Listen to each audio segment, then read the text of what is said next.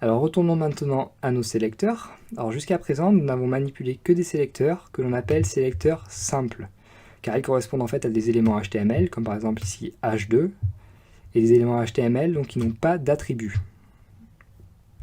Donc ce type de sélecteur doit être préféré tant que possible pour des raisons d'optimisation et de performance du code. En effet, donc, ces sélecteurs requièrent moins de code, sont donc moins gourmands en énergie, et ça fait donc que votre page s'affichera plus rapidement qu'avec des sélecteurs plus complexes. Alors le problème maintenant, c'est qu'on est quand même très limité avec des sélecteurs simples. En effet, donc comment peut-on faire pour appliquer un style différent à deux éléments de même type avec des sélecteurs simples? Par exemple, si vous voulez appliquer un style différent à deux paragraphes, c'est tout simplement pas possible. Et c'est donc pour ça qu'on a créé donc deux attributs, qui sont les attributs class et id. Alors class et id sont deux attributs HTML qui ont été créés pour pouvoir appliquer différents styles à des éléments de même type. Class permet également donc de faire l'inverse et d'appliquer le même style à différents éléments choisis. Alors voyons tout de suite comment cela fonctionne.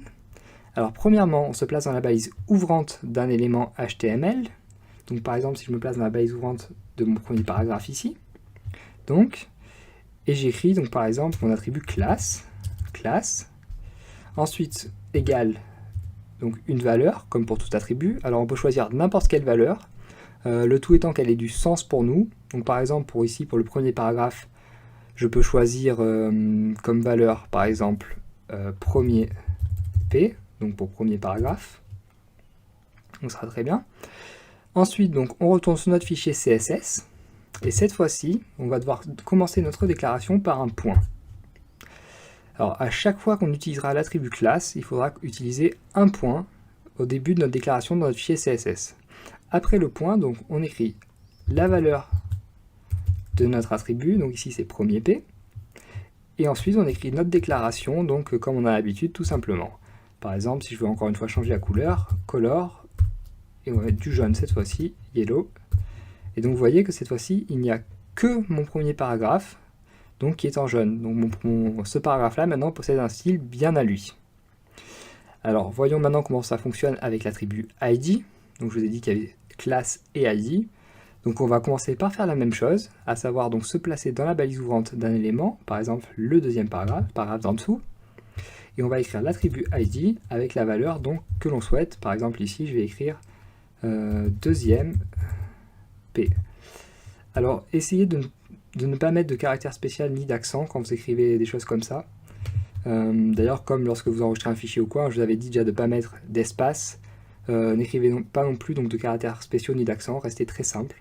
Donc deuxième P. Ensuite, donc, on retourne une nouvelle fois donc, sur notre fichier CSS. Et cette fois-ci, on va commencer non pas par un point, mais par un dièse. En fait, à chaque fois qu'on aura l'attribut id, il faudra commencer par un dièse. Alors je ne sais pas si vous vous rappelez, mais on utilisait déjà le dièse pour les encres, et en fait donc c'est le même id donc, qu'on utilisait pour les encres que celui qu'on utilise maintenant pour faire cela. Et je ne sais pas si vous vous rappelez, il y avait déjà un dièse donc, pour les encres, et il y a toujours un dièse ici, donc en fait c'est le même principe en gros. Donc retenez bien qu'avec id il y a toujours un dièse. Donc après le dièse, on va écrire la valeur qu'on a donnée à notre id, donc ici c'est deuxième P, et on écrit ensuite donc notre déclaration comme on a l'habitude. Par exemple donc color, et on peut mettre laquelle j'ai pas encore utilisé, rouge, red. Et donc vous voyez que mon paragraphe a une couleur rouge maintenant. Donc voilà, donc je vous ai dit que class permettait également d'appliquer le même style à différents éléments. Alors comment?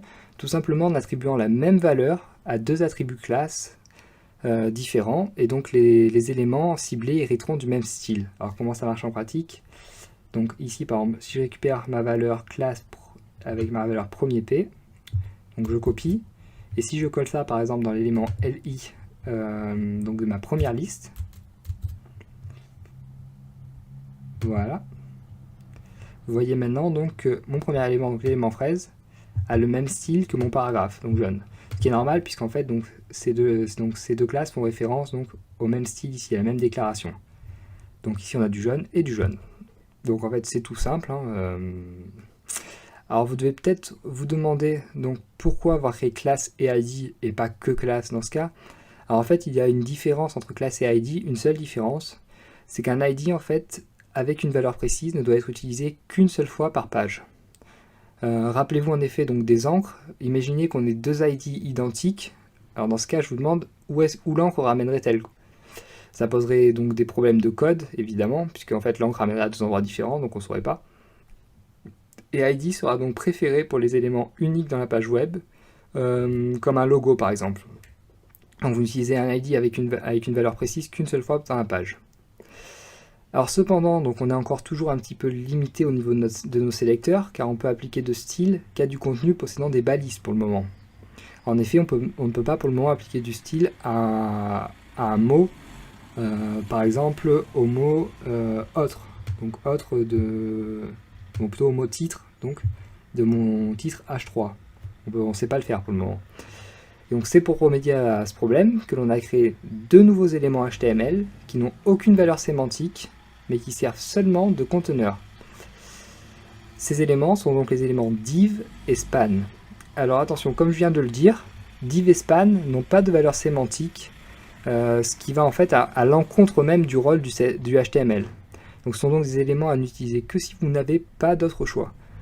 Il sera toujours apprécié de s'en passer lorsque c'est possible. Donc n'utilisez vraiment div et span que si vous n'avez pas d'autre choix. Alors comment on utilise les éléments div et span ? On place tout simplement donc les balises autour du contenu auquel on veut donner un style, puis on applique les attributs classe ou ID avec une valeur comme on vient de le voir.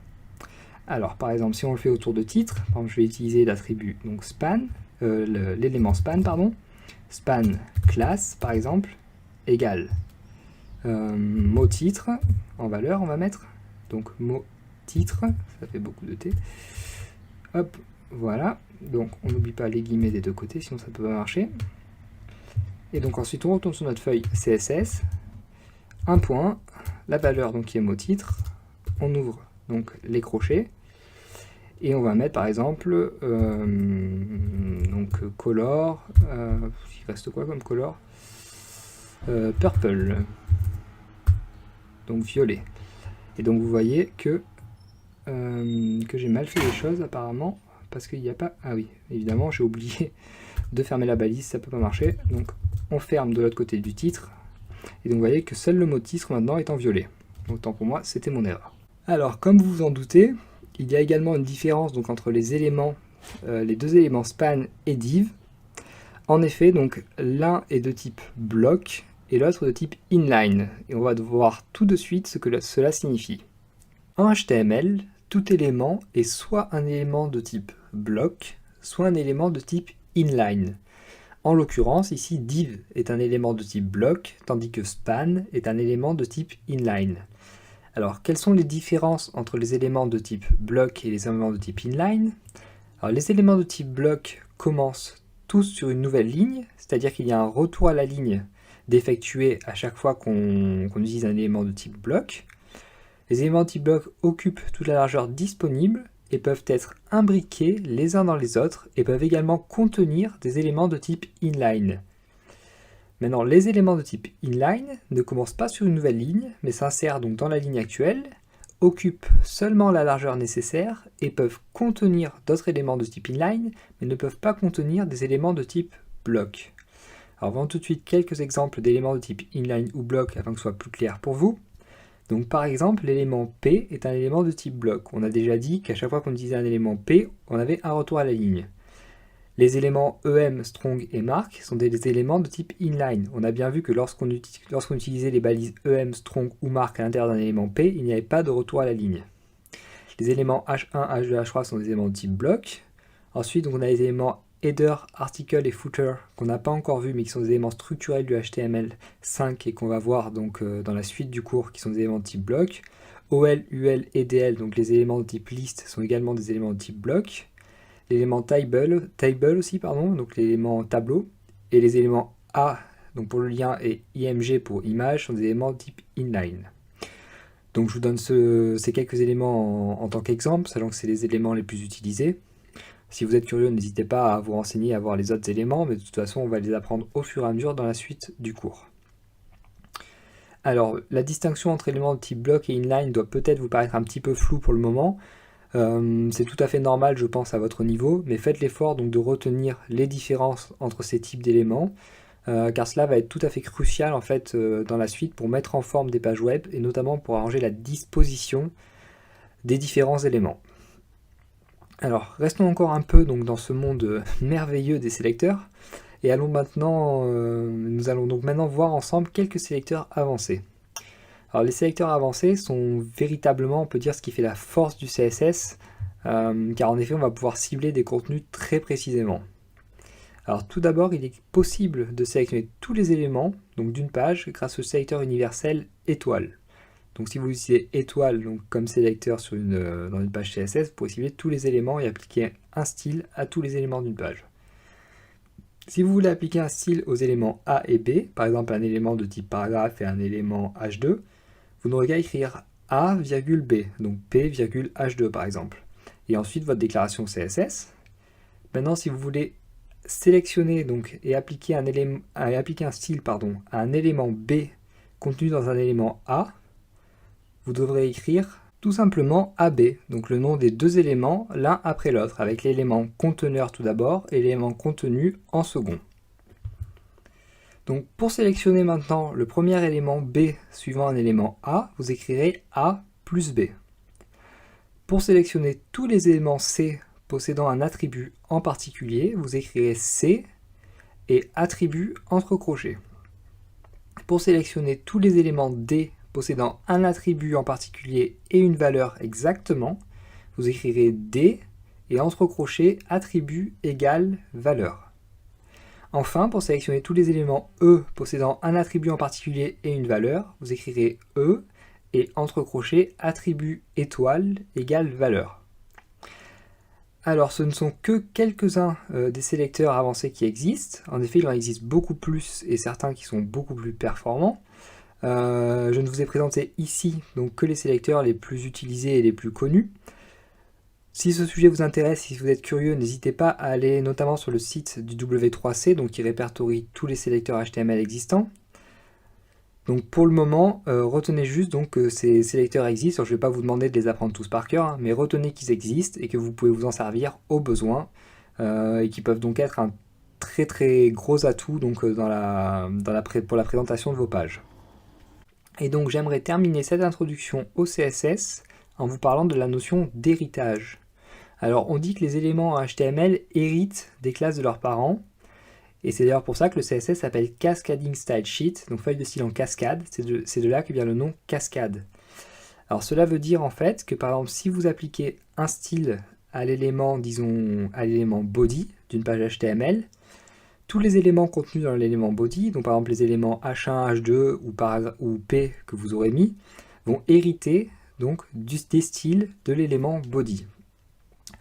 Alors en cas de conflit, donc vous devez vous demander ce qui se passe si par exemple à l'élément body on applique une couleur bleue, par exemple, et qu'à un paragraphe on applique une couleur red.